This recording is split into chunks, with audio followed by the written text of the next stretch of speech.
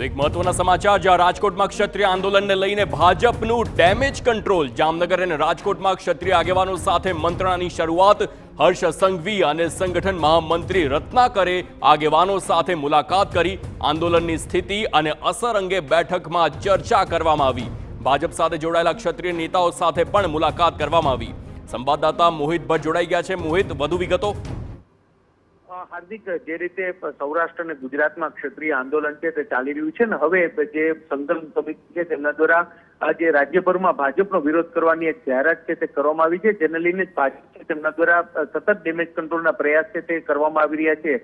આજે બપોરના સમયે જે ગૃહ રાજ્યમંત્રી હર્ષ સંઘવી અને ભાજપના પ્રદેશ મહામંત્રી સંગઠન મહામંત્રી રત્નાકર છે તેમના દ્વારા કાલાવડ રોડ ઉપર એક ખાનગી હોટલ છે ત્યાં જે રાજ્યભરના જે ભાજપના ક્ષત્રિય આગેવાનો છે તેની સાથે એક બેઠક છે તે કરી હતી, જેમાં રાજ્યસભાના સાંસદ જે કેસરી દેવસિંહ સાથે સાથે જે ગોંડલના પૂર્વ ધારાસભ્ય જયરાજસિંહ જાડેજા સહિત જે ભાજપના જેટલા પણ ચૂંટાયેલા ક્ષત્રિય આગેવાનો છે, સંગઠનમાં જે હોદ્દો ધરાવે છે, આ તમામ આગેવાનો સાથે એક બેઠક કરી હતી.